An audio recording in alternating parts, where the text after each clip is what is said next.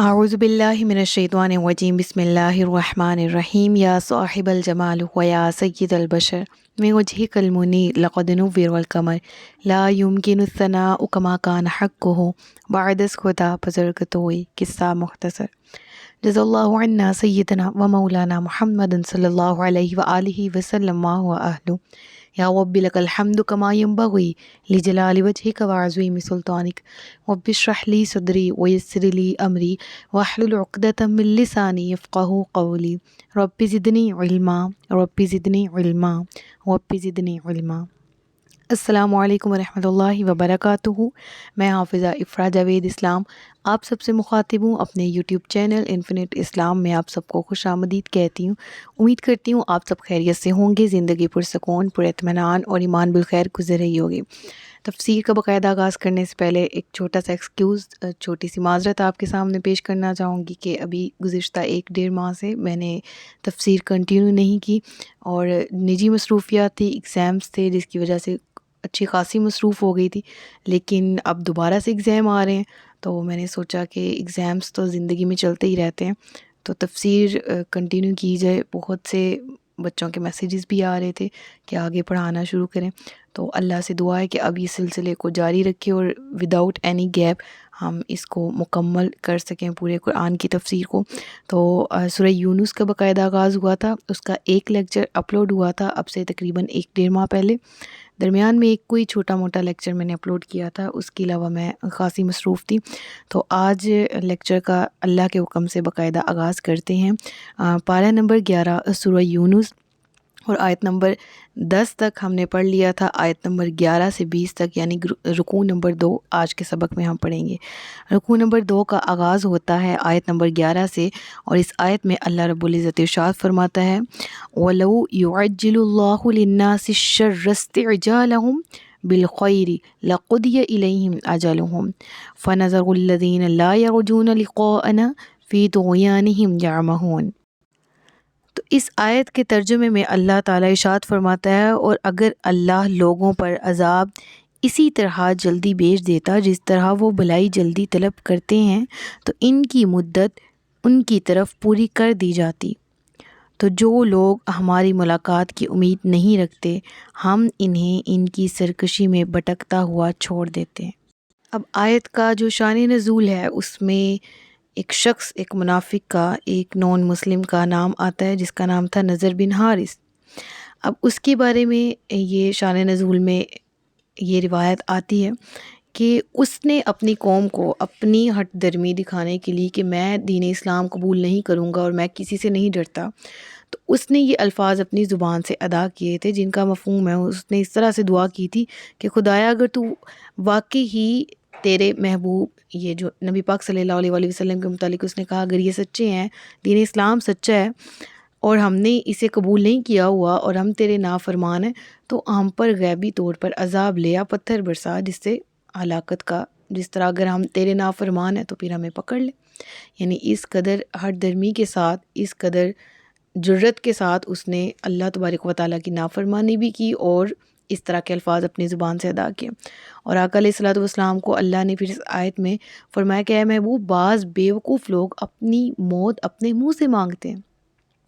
اگر اللہ ان لوگوں پر عذابات بھی اسی طرح سے، جو مصائب و آلام ہے اسی طرح سے لے جس طرح سے اللہ کی جو خیر ہے وہ ان تک پہنچتی ہے، اور اللہ کی خیر سب تک کیسے پہنچ لیتی ہے، یہ چیز ہمیشہ یاد رکھیے گا کہ جو انسان ہے نا، بینگ مسلم، اللہ تبارک و تعالیٰ کی رحمت ہے کہ وہ مسلمان اگر کوئی اللہ کو قبول کر رہا ہے، اللہ کے نبی کو، اللہ کا آخری نبی نبی پاک صلی اللہ علیہ وآلہ وسلم کو قبول کر رہا ہے، ایمان کی شرائط میں داخل ہے، تو کھانے کو اس کو بھی مل رہا ہے، دنیا میں زندگی گزارنے کو اس کو بھی مل رہا ہے، اور کافر کو بھی مل رہا ہے جو نہیں مان رہا۔ یہ اللہ کی رحمت ہے کہ اللہ پھر بھی اس کو عطا کر رہا ہے۔ لیکن ایک بات یاد رکھیے کہ اللہ رب العزت اپنی بارگاہ میں مقبولین کو بھی روزگار میں برکت دیتا ہے، عمر میں برکت دیتا ہے، اور مردودین کو بھی روزگار روزی تو ان کو بھی ملتی ہے۔ لیکن ایک نقطہ جو غور طلب ہے وہ کیا ہے کہ جس طرح سے مقبولین کو دنیا میں رکھا ہے نا، بڑے لاڈ کے ساتھ رکھا ہے، اپنی حفاظت میں وہ اللہ کی حفاظت میں ہوتے ہیں، امن میں ہوتے ہیں، اللہ کی نظر کرم کے اندر، اللہ کی نگہداشت کے اندر ہوتے ہیں۔ لیکن جو کافر ہیں، مردودین ہیں، اللہ کے نافرمان ہیں، ان کو دنیا میں تو رکھا ہوا ہے لیکن اللہ نے اپنی حفاظت میں نہیں رکھا ہوا۔ قرآن کریم میں ان کے بارے میں فرمایا بھی گیا ہے فَنَّظَرُ الَّذِينَ لَا يَرْجُونَ لِقَاءَنَا، ان لوگوں کو چھوڑے ہیں، ٹھیک ہے، اس وقت چھوڑے، آئندہ بھی چھوڑے رہیں گے، قیامت کے دن بھی اللہ ان پر نظر رحمت نہیں فرمائے گا، چھوڑے رہیں گے ایسے لوگوں کو۔ فَنَظَرُ الَّذِينَ، اور ایمان والوں کے بارے میں اللہ محبت میں کیا فرما رہا ہے؟ رب العالمین اپنے محبوب کو بھی یہ تلقین فرما رہا ہے وَلَا تَعْدُ عَيْنَاكَ عَنْهُمْ، اے محبوب ان غلاموں کو اپنی نظروں سے نہ ہٹاؤ۔ اور ایک اور جگہ پر اللہ سورۃ الحجر میں آیت نمبر 88 ہے کہ اللہ ارشاد فرماتا ہے وَاخْفِضْ جَنَاحَكَ لِلْمُؤْمِنِينَ، اپنے غلاموں کو اپنی رحمت کے پروں میں رکھو۔ تو اب ڈفرینس معلوم ہوا نا کہ اللہ کی رحمت، اللہ کی رضا، اللہ کی خوش نودی کے ساتھ دنیا میں رہ وہ رہے ہیں جو اللہ کی مانتے ہیں، پھر اللہ بھی ان پر نظر رحمت رکھتا ہے۔ اور کافروں کو دنیا سے مل تو رہا ہے لیکن اللہ کی رحمت میں وہ نہیں ہے، اللہ کی رحمت کے حصار میں نہیں ہے، اس کی رضا کا ساتھ نہیں ہے، ٹھیک ہے۔ تو اللہ رب العالمین اس آیت کی پھر مفہوم کی طرف ہی واپس آتے ہیں کہ رب العالمین فرما رہے ہیں کہ جس طرح یہ دنیاوی معاملات میں ان کے ساتھ آسانی ہے اور اللہ کی رحمت ہے کہ خیر ان پر آ جاتی ہے، اسی طرح یہ بے جھجک عذاب کا مطالبہ کر رہے ہیں، اور اگر ان کی سرکشیوں کی وجہ سے ان پر عذاب آ گیا تو کیا ہوگا؟ سب کے سب فنا ہو جائیں گے اور کچھ بھی باقی نہیں رہے گا۔ لیکن حکمت الہی کیا ہے؟ رب العالمین کہتا ہے کہ ہم ایسا نہیں کرتے، ہم ان کی بد دعائیں قبول نہیں کرتے بلکہ انہیں ان کے حال پہ چھوڑ دیتے ہیں۔ اور ان کے بارے میں ہے نا کہ سورۃ البقرہ کی ابتدائی رکوعات میں بھی آتا ہے کہ چھوڑ دیا اللہ نے ان کو ان کے حال پہ، ڈیل دے دی، اپنی سرکشی میں بھٹکتے رہتے ہیں پھر پریشان حال، ٹھیک ہے نا۔ تو اب ایک چیز یہاں پر ایک اہم نقطہ یاد رکھیں، بد دعا۔ کافروں نے اپنی اولادوں، اپنے خاندان کے لیے اللہ سے بد دعا کی، ٹھیک ہے، یعنی انہوں نے بد دعا کی کہ اچھا ہم پر عذاب نازل کر، اگر اس فارم میں، اس کنڈیشن میں، اچھا ہم نافرمان ہے، عذاب لے، انہوں نے کی نا۔ تو یہ کافروں کا طریقہ ہے کہ اپنے آل اولاد کے لیے یا اپنے لیے، اپنی فیملی کے لیے، اپنے ساتھ جڑے لوگوں کے لیے بد دعا کرنا، یہ کفار کا طریقہ ہے۔ مومن ہمیشہ اپنے رب سے خیر ہی مانگتا ہے۔ اور یہ بھی بات یاد رکھیں کہ والدین جو خاص طور پر اس چیز کو نقطۂ نظر میں رکھیں کہ غصے میں بھی اولاد کو بد دعا نہ دیں، کیونکہ یہ تو اللہ کی رحمت ہے کہ وہ فوراً قبول نہیں ہوتی، لیکن طریقہ تو دیکھیں نا، نسبت کس سے جا رہی ہے؟ یہودیوں سے، عیسائیوں سے، جو بغیر خوف کے عذاب کا مطالبہ کرتے تھے۔ تو کیا ہمیں رب العالمین کا خوف نہیں ہے کہ ہم کسی کو ایک دم بد دعا دے دیں؟ ہم اکثر دیکھتے ہیں والدین میں سے غصے کی حالت میں والدہ بھی، والد بھی، موسٹلی والدہ وغیرہ اس طرح کے الفاظ منہ سے نکال دیتے، حالانکہ دنیا میں ماں سے زیادہ پیور رشتہ اور کوئی نہیں ہے، اور ماں سے زیادہ چاہنے والا، پیار کرنے والا اور کوئی نہیں ہے۔ اور بلا شبہ ان کی وہ جو ڈانٹ کے اندر بد دعا ہوتی، وہ بھی وہ دل سے نہیں دے رہی ہوتی کہ سچ میں ایسا ہو جائے، لیکن خدا را اس عمل سے بچا جائے کہ یہ طریقہ مسلمانوں کا نہیں ہے۔ مومن اپنے لیے، اپنی اولاد کے لیے خیر ہی مانگتا ہے، ربنا اغفر لی ولوالدی وللمؤمنین یوم یقوم الحساب، والدین کے لیے بھی اولاد ہونے کے ناطے، اور پھر رب اجعلنی مقیم الصلاۃ ومن ذریتی، میری اولاد کو بھی نماز قائم کرنے والا بنا، ٹھیک ہے نا۔ تو یہ رشتہ ہمیشہ یاد رکھیں، یہ ناطہ ہمیشہ یاد رکھیں جو اللہ تبارک و تعالیٰ کا اپنے بندوں کے ساتھ تعلق ہوتا ہے اور اللہ کے بندوں کا اللہ سے ہوتا ہے۔ دنیاوی چیزوں کا ہونا یا نہ ہونا اس چیز کی گارنٹی نہیں ہے کہ کوئی مقبول ہے یا مردود ہے، ٹھیک ہے۔ ہمیشہ عمل فیصلہ کرتے ہیں، تقویٰ فیصلہ کرتا ہے کہ کون اللہ کے قریب ہے۔ اگلی آیت پڑھتے ہیں، اور جب آدمی کو تکلیف پہنچتی ہے تو لیٹے ہوئے اور بیٹھے ہوئے اور کھڑے ہوئے ہر حالت میں ہم سے دعا کرتا ہے، پھر جب ہم اس کی تکلیف دور کر دیتے ہیں تو یوں چل دیتا ہے گویا کبھی کسی تکلیف کے پہنچنے پر ہمیں پکارا ہی نہیں تھا۔ حد سے بڑھنے والوں کے لیے ان کے اعمال اسی طرح خوشنما بنا دیے گئے۔ ایک پوائنٹ یاد رکھیں کہ اللہ تبارک و تعالیٰ کبھی بھی مومنین کو ان کی عبادت کا طعنہ نہیں دیتا، اور قرآن کریم میں اس عبادت میں جو ذکر ہے، اس عبارت میں، اس آیت میں جو ذکر ہے کہ وہ لوگ سے مراد یہاں کافر ہیں، اور کافروں کا یہ عمل، یہ طور طریقہ بتایا گیا کہ وہ اللہ تبارک و تعالیٰ کا خوف دل میں نہیں رکھتے تھے۔ جب کوئی مصیبت آتی تھی تو اللہ کو پکارنے لگتے تھے اور اپنے باطل ادیان سے واپس رجوع کر لیتے تھے، ہم نے چھوڑ دیا۔ لیکن اللہ تبارک و تعالیٰ فرماتا ہے کہ جب ان سے وہ مصیبت دور ہو جاتی تو گویا وہ اس طرح سے ہو جاتے جس طرح سے کبھی انہوں نے ہمیں پکارا ہی نہیں تھا۔ تو یہ ذہن میں رکھیں، ٹھیک ہے، کہ مومنین اللہ تبارک و تعالیٰ کی طرف سے جب کسی آزمائش میں آئیں اور وہ اللہ کو پکاریں، قرآن میں خود اس کا ذکر ہے کہ مجھے صبح ہوتے ہوئے اس وقت یاد کرو، مجھے جب صبح کر رہے ہو اس وقت یاد کرو، جب شام کر رہے ہو۔ اب مومنین کی صفات ہے کہ وہ کروٹیں لیتے بھی اللہ کو یاد کرتے ہیں۔ والذین یبیتون لربہم سجدا وقیاما، سورۃ الفرقان کی آیات ہے نا۔ عباد الرحمن کی نشانیوں میں سے ایک نشانی کہ ان کی راتیں بھی قیام کرتے گزرتی ہیں، سجدے کرتے گزرتی ہیں۔ تو جب مصیبت آئے تو اللہ کو ہی یاد کیا جائے، لیکن یہاں اللہ تبارک و تعالیٰ نے نبی پاک صلی اللہ علیہ وآلہ وسلم کو ان کفار کے طریقے کا بتایا جن کا یہ طریقہ تھا کہ غرض نکل جانے پر وہ رب سے ہی غافل ہو جاتے تھے۔ اور کامل مومن وہ ہے جو، اب ہمیں کیا اس آیت سے سیکھنے کو ملتا ہے، یہ ہمیشہ یہ چیز ذہن میں رکھیں کہ کامل مومن وہ ہے جو رب کو رب کے لیے یاد کرے، نہ کہ اپنے لیے۔ مزہ تو تب بھی ہے نا کہ جب ہم اللہ تبارک و تعالی سے اللہ ہی کو مانگ رہے ہوں۔ اللہ ہی معبود بھی وہ ہے، مقصود بھی وہ ہے، وہی دل و جان ایمان میں موجود، بلکہ اسی کے لیے اسی کو مانگا جائے۔ اور اللہ تبارک و تعالیٰ سے جب اس کی ذات کو مانگا جائے تو اس نیت سے مانگا جائے کہ اللہ تیری رضا، تیری محبت چاہیے۔ اب اس آیت میں ان لوگوں کا ذکر ہے نا، اللہ فرما رہا ہے کہ جو رب کو بعض وقت معبود مانتے تھے اور اس کے بعد جب غرض نکل جاتی تھی تو معبود ماننا چھوڑ دیتے تھے۔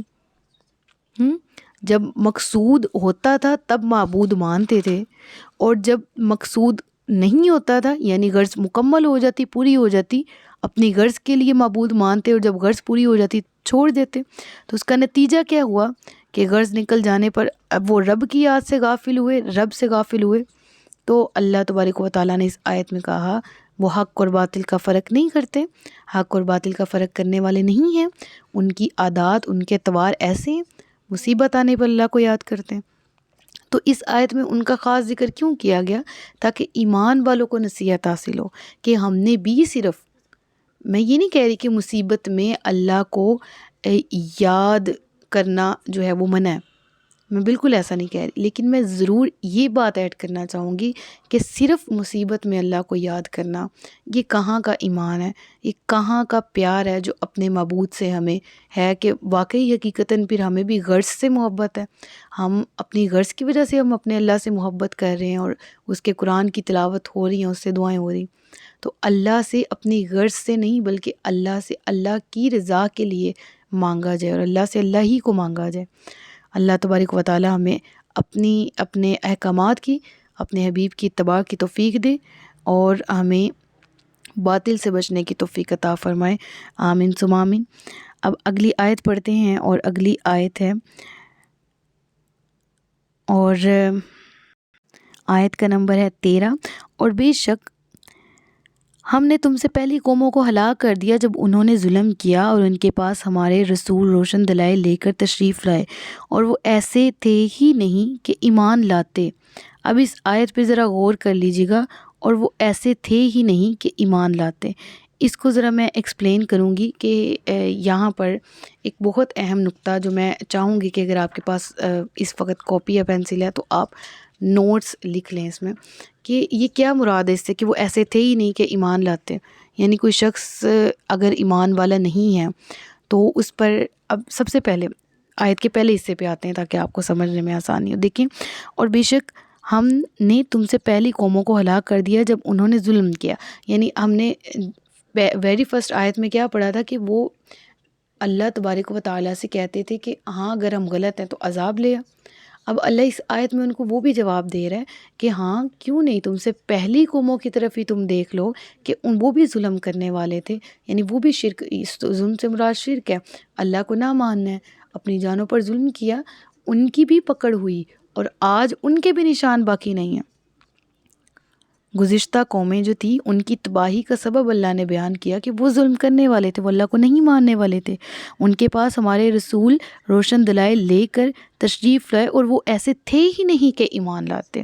اب اس سے کیا مراد ہے؟ تو یہ پوائنٹ لکھ لیجئے کہ ایمان 3 طرح کا ہے: ایمان فطری، ایمان شرعی اور ایمان شہودی۔ ٹھیک ہے، ان تینوں کو الگ الگ ایکسپلین کروں گی۔ ایمان فطری وہ ہے جو ہر شخص کو عالم ارواح میں ملا۔ عالم ارواح میں کہاں ملا؟ سورۃ الاعراف کی تفسیر یاد ہے آپ کو؟ آیت نمبر 172 پہ چلے جائیں۔ اگر شروع سے ساتھ چلتے آ رہے ہیں تو اس تفسیر کو ریوائز کریں، اور اگر نیو لسنرز ہیں تو اس آیت کی تفسیر کو پڑھیں، ایکسپلین کر دی ہوئی ہے، اسی چینل پہ لنک موجود ہے۔ تو اس آیت میں ہم نے کیا سیکھا تھا کہ الست بربکم قالوا بلا شہدنا، ہاں کیوں نہیں، ہم سب نے اقرار کیا تھا عالم ارواح میں کہ ہمارا رب اللہ ہے، اور ہاں کیوں نہیں، ہم مانتے ہیں کہ تو ہمارا پروردگار، تو ہمارا رب۔ تو یہ کون سا ایمان ہے؟ ہاں جی ابھی بتائیں۔ ہاں جی شاباش، ایمان فطری۔ صحیح، سب کا صحیح جواب ہے۔ اس کے بعد یہ جو ایمان ہے نا، ایمان فطری، تو دین اسلام دین فطرت ہے، ٹھیک ہے۔ ہر بچہ، دنیا میں ہر آنے والا ہر انسان جو ہے وہ بنیادی طور پر ایمان فطری میں ہی پیدا ہوتا ہے، ٹھیک ہے۔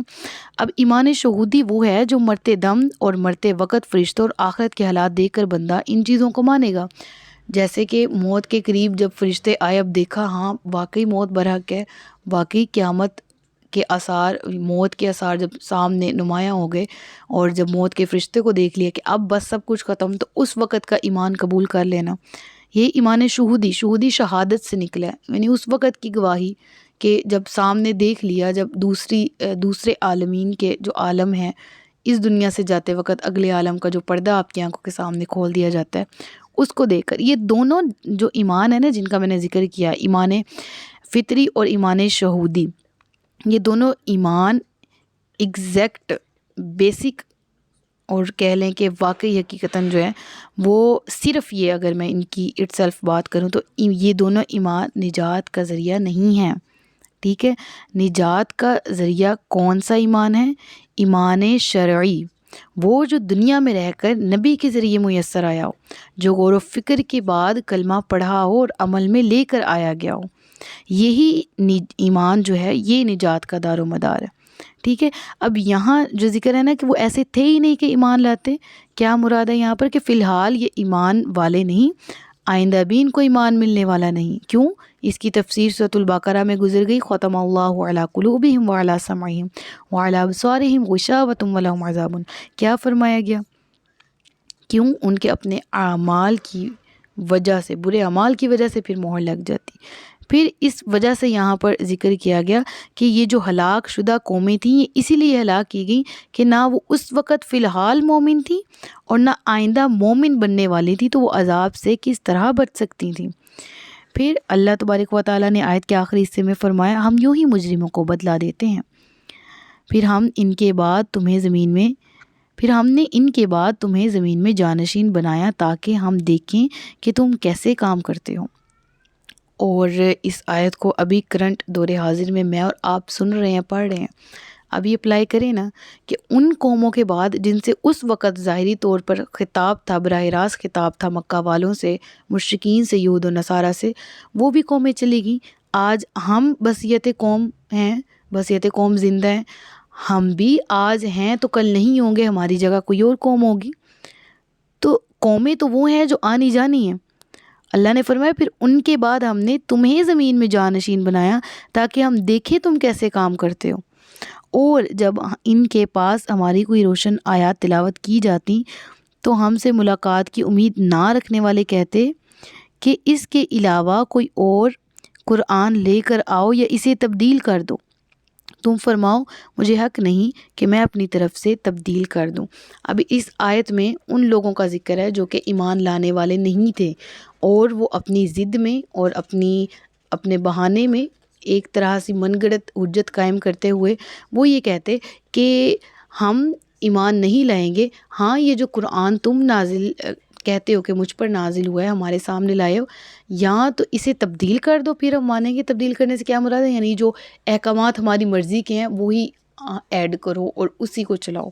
اور دوسرا یہ کہ وہ پہلے کہتے تھے کہ اس کے علاوہ کوئی اور قرآن لاؤ یا اسی کو تبدیل کر دو. یہ دو انہوں نے فضول قسم کے ایکسکیوزز رکھے سامنے کہ ہاں ہم اس صورت میں ایمان لائیں گے اگر یہ دونوں کاموں میں سے کوئی ایک ہو گیا.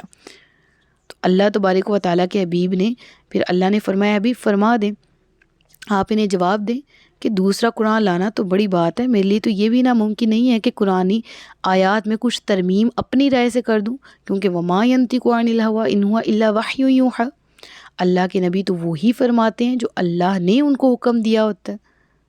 اور قرآن جو اللہ کے نبی پر نازل ہوا یہ احکامات لوگوں تک پہنچانے کے لیے انبیاء آئے ہیں. تو اے حبیب آپ ان سے فرما دیجئے کہ میں نہ تو قرآن منوانے کے لیے تمہارے پاس آیا ہوں کہ لازمن مانو، نہ تمہاری ناجائز باتیں ماننے کے لیے آؤں، نہ اسے بدلنے کے لیے آیا ہوں. یعنی میرا کام تو ہے وما علینا الا البلاغ المبین، ہم تک تو پہنچانا ہے، زبردستی تم لوگوں سے منوانا نہیں ہے، نہ اس کو بدلنا ہے، نہ اس میں کسی قسم کی ترمیم کرنا ہے، نہ اس میں کسی قسم کی تبدیلی تمہاری خواہشات کے مطابق کرنا ہے. میں تو اسی وہی کا پیروکار ہوں جو اللہ تبارک و تعالیٰ کی طرف سے مجھ پر بھیجی جاتی ہے، اور وہ وہی مطلوب بھی ہو سکتی ہے، غیر مطلوب بھی ہو سکتی ہے. یعنی فرشتے کے ساتھ حضرت جبرائیل علیہ السلام بصورت قرآن بھی لے کر تشریف لا سکتے ہیں، یا خواب یا الہام اور کشف وغیرہ کی صورت میں بھی. تو اگر بالفرض اب یہاں آیت کے آخر میں آیا نا کہ تم فرماؤ مجھے حق نہیں ہے کہ میں اپنی طرف سے اسے تبدیل کر دوں، اور میں تو اسی کتاب ہوں جو میری طرف وہی بھیجی جاتی ہے، اگر میں اپنے رب کی نافرمانی کروں تو مجھے بڑے دن کے عذاب کا ڈر ہے. تم فرماؤ اگر اللہ چاہتا تو میں تمہارے سامنے اس کی تلاوت نہ کرتا اور نہ وہ تمہیں اس سے خبردار کرتا، تو بے شک میں اس سے پہلے تم میں اپنی ایک عمر گزار چکا ہوں، تو کیا تمہیں عقل نہیں. آیت کے دو حصے ہیں. ابھی آیت کے پہلے حصے کی طرف اب بالفرض کا یہاں پر کہ تم مجھے کہہ رہے قرآن کو میں تغیر و تبدل کر دو، تبدیلی کر دو اور ہماری خواہشات کے مطابق کر لو. نہیں، میرے پاس اس کا اختیار نہیں ہے. کیوں؟ کیونکہ رب العالمین نے جو حکم دینا ہے میں نے وہی بولنا ہے، اور وہی رب العالمین کے حبیب نے جو کہا وہ بھی بحکم خدا ہے، اور جو کیا وہ بھی بحکم خدا ہے. اور نبی پاک صلی اللہ علیہ وآلہ وسلم اس چیز کے ذمہ دار نہیں ہیں کہ وہ کفار کے کسی بھی امر کی پیروی کرے، نعوذ باللہ من ذالک. ٹھیک ہے نا، یعنی وہ کبھی بھی ایسا نہیں کر سکتے. پھر اس کے بعد بالفرض اگر میں رب کی نافرمانی کروں تو مجھے بھی قیامت کے عذاب سے خطرہ ہے، اور سارے جہان کو بھی، کیونکہ قرآن میں تبدیلی نہیں کی جا سکتی. اب دیکھیں رب العالمین کی طرف سے جو جواب نبی پاک صلی اللہ علیہ وآلہ وسلم نے دیا ان کو، وہ کتنی بڑی حجت قائم ہو گئی، اور کتنی بڑی رب العالمین کے جو محبوب ہیں، جو رحمت للعالمین ہیں، ان کے لیے کہ ان کی عاجزی دیکھیں اور ان کی حقیقت پسندی دیکھیں، اور ان کی برحق ہو کر اپنی بات کو سامنے حجت کے طور پر رکھنا دیکھیں کہ کس قدر احسن طریقے سے آپ نے اپنی بات کو بیان کیا. تو آیت کا جو اگلا حصہ ہے نا، اللہ چاہتا تو میں تمہارے سامنے اس کی تلاوت نہ کرتا اور نہ وہ تمہیں اس سے خبردار کرتا، تو بے شک میں تم سے پہلے تم میں اپنی ایک عمر گزار چکا ہوں. اس سے مراد کیا ہے؟ یعنی نزول وحی سے پہلے، اعلان نبوت سے پہلے 40 سال تک میں تم ہی میں رہا ہوں، اور تم نے دیکھا ہے کہ میں باہر نہ مکہ سے نکل کر اسپیشل کسی اور شام، عراق، ایران، فلسطین اس طرح کی جگہوں پہ گیا پڑھنے کے لیے، اور نہ ہی کسی اور سلسلے میں کہ تم اس طرح سے مجھ پر نسبت لگاؤ کہ یہ کسی اور دنیاوی بشر سے سیکھ کر قرآن لے آیا. کیا تمہیں عقل نہیں ہے کہ میں تمہارے درمیان ہی اپنی عمر گزار چکا ہوں، اور جو مجھ پر، یعنی کہ یہ گمان باقی ہی نہیں رہتا، یہ شک ہی نہیں، جو تم شک کر رہے ہو یہ شک کرنا ہی نہیں بنتا کہ وہ شخص جو کہ قرآن کریم کہہ رہا ہے کہ یہ اللہ کا حکم ہے، یہ اللہ کی طرف سے نازل کیا گیا، وہ ایک تو کلام کی نوعیت تو دیکھو کہ وہ واقع ہی تم پڑھ کے دیکھو، اور اس کی نوعیت کو دیکھو کہ وہ کسی بشر کا لکھا ہوا نہیں ہے، اور تم خود اس کے گواہ ہو، اور تم جانتے کہ وہ اللہ کا لکھا ہوا ہے. تو پھر تم ایسی باتیں کیوں کر رہے ہو کہ اس میں تبدیلی کر دو؟ یا تبدیلی تو اس صورت میں نعوذ باللہ بالفرض کہ اگر آقا علیہ الصلوۃ والسلام کے ساتھ وہ نسبت کر رہے تھے کہ انہوں نے خود بھی لکھ دی تھی، خود بھی قرآن کو لکھا، تو وہ اس کے مقابلے میں اللہ کی طرف سے پھر چیلنج آیا، فَأْتُوا بِسُورَةٍ مِّن مِّثْلِهِ وَادْعُوا شُهَدَاءَكُم مِّن دُونِ اللَّهِ إِن كُنتُمْ صَادِقِينَ۔ فرمایا گیا کہ اس جیسا پھر تم بھی لے کے آؤ، ایک صورت ہی لے کے آؤ اگر تمہیں لگتا ہے کہ آقا علیہ الصلوۃ والسلام نے لکھا ہے۔ ہرگز نہیں، تم نہیں لا سکو گے اور تم نہیں لا سکتے۔ قرآن کریم سورۃ البقرہ کی آیات کا ہی ترجمہ پڑھیں، ٹھیک ہے۔ تو یہ فرمایا گیا، اور پھر اس کے بعد یہ کہ اس سے بڑھ کر ظالم کون جو اللہ پر جھوٹ باندھے یا اس کی آیتوں کو جھٹلائے، بے شک مجرم فلاح نہیں پائیں گے۔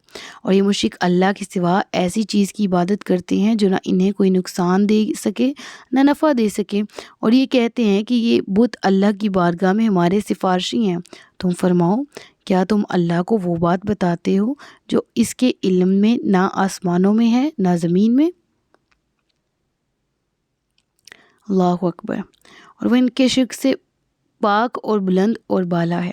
اس آیت کی تفسیر کو سمجھنے کے لیے میں ایک الگ سے لیکچر اپلوڈ کروں گی جس میں ڈیٹیل ہوگی کہ شرک کی بیسک ابتدا ہوئی کیسے تھی، شرک کی ابتدا کس نے کی، کس طرح سے ہوئی، قوم نوح سے کس طرح شرک پھیلا اور پھیلتا پھیلتا کس طرح سے مختلف قوموں میں مختلف ادوار میں رہا۔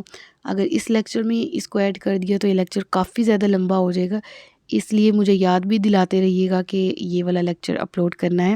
انشاءاللہ میں اس پہ الگ سے ورک کر کے اپلوڈ کر دوں گی، ٹھیک ہے۔ باقی اللہ رب العالمین اس آیت کی تفسیر میں کیا فرما رہا ہے؟ اللہ ان کے شرک سے پاک ہے اور بلند اور بالا ہے، اور سب لوگ ایک ہی امت تھے، پھر مختلف ہو گئے، اور اگر تیرے رب کی طرف سے ایک بات پہلے نہ ہو چکی ہوتی تو ان کے درمیان ان کے باہمی اختلافات کا فیصلہ ہو گیا ہوتا۔ اور یہ کہتے، اس نبی پر ان کے رب کی طرف سے کوئی نشانی کیوں نہیں اترتی؟ تم فرماؤ، غیب تو صرف اللہ ہی کے لیے ہے، تو تم انتظار کرو، بے شک میں بھی تمہارے ساتھ انتظار کر رہا ہوں۔ اب ہے نا کہ ایک ہی امت تھے پہلے اور پھر مختلف گروہ ہو گئے۔ اس کی شارٹ سی تفسیر بیان کر دیتی ہوں، اور اس کی باقی کی تفسیر اسی ٹاپک کے ساتھ کور ہو جائے گی، جس میں آئی تھنک میں نے اس کو سورۃ الاعراف میں بھی کور کیا ہوا ہے اس ٹاپک کو، لیکن انشاءاللہ دوبارہ ڈیٹیل ڈال دوں گی الگ سے۔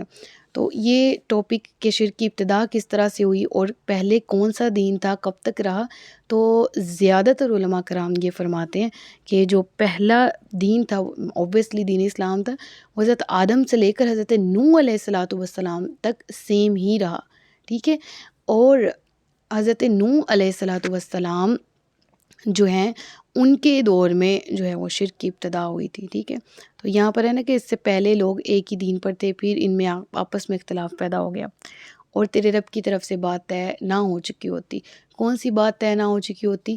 کہ ہر ایک کو تقدیر کے ساتھ جوڑ دیا گیا، تقدیر مبرم اور غیر مبرم، اور غیر مبرم کے مطابق اختیارات دیے گئے، حق سامنے رکھا گیا، اور جو ایمان کی میں نے ٹائپس بتائی ان کے مطابق عہد الست بھی لے لیا گیا تھا آلریڈی، اور عہد تو ہوتا ہی سمجھ بوجھ کے ساتھ ہے، عقل کے ساتھ ہے، اور ہم سب نے لیا بھی وہ عہد، اور پھر اس کے بعد وہ عہد جب ہم نے لیا تو اس کے بعد دنیا میں آ کے پھر جھٹلانے والوں نے، ایمان قبول کرنے والوں نے کیا اور اس پر ثابت قدم بھی رہے۔ تو رب العالمین یہاں پر فرما رہا ہے۔ اچھا، اب ایک اور پوائنٹ جو ابھی میں بتانے لگی تھی وہ یہ کہ حضرت نوح علیہ الصلوۃ والسلام کا جو اب ذہن میں سوال اٹھتا ہے کہ ان سے پہلے حضرت شیس بھی تھے، ٹھیک ہے، اور حضرت ادریس بھی تھے، تو وہ اگر میں ان کو آگے پیچھے نہیں کر رہی ان کی جو پوزیشن ہے اس کے حوالے سے، تو میری اصلاح کر دیجیے گا اگر میں نے اس طرح کیا ہو۔ تو حضرت نوح علیہ الصلوۃ والسلام سے، اور اوبویسلی حضرت آدم علیہ الصلوۃ والسلام بھی نبی تھے، تو جب شرک تھا ہی نہیں، جب کفر تھا ہی نہیں، تو پھر وہ نبی کیوں نازل ہوئے؟ تو اس کا جواب یہ ہے کہ وہ ریمیمبرنس کے لیے کہ وہ لوگ جو دین حق کی پیروکار ہیں ان کو اللہ کے احکامات دیتے رہتے، اب یہ اللہ کا حکم آیا، اب یہ، اور کفر و نافرمانی سے بچتے رہنے کی تلقین کرتے رہے، اس لیے وہ انبیاء اترے۔ اور حضرت نوح علیہ الصلوۃ والسلام وہ پہلے نبی تھے جو اس وقت نازل ہوئے جب کفر آ چکا تھا، اور پھر کفر کی عذاب سے ڈرانے کے لیے کفر کی وجہ سے ان قوموں کو مبعوث ہوئے، اور پھر اس کی وجہ سے وہ حضرت نوح کا پورا واقعہ سورۃ الاعراف میں گزرے، اس کی ڈیٹیل بھی کہ وہ کس طرح سے وہ لوگ پھر دین اسلام سے ہٹے اور پھر عذاب ان پر آیا اور سب کے سب فنا ہو گئے. ٹھیک ہے، تو اس آیت تک ابھی آج کا رکوع مکمل ہوا ہے. انشاءاللہ نیکسٹ لیکچر میں دوبارہ ملاقات ہوتی ہے. تب تک کے لیے اپنا بہت سا خیال رکھیے گا. صدق اللہ العلی العظیم و صدق رسولہ النبی الکریم ونحن علی ذلک من الشاہدین والشاکرین وما علینا الا البلاغ المبین. سچ فرمایا اللہ نے جو عظمت والا ہے. اپنا بہت سا خیال رکھیے گا. مجھے دعاؤں میں یاد رکھیے گا. تاجدار ختم نبوت زندہ باد. پاکستان ہمیشہ زندہ باد. السلام علیکم ورحمۃ اللہ وبرکاتہ.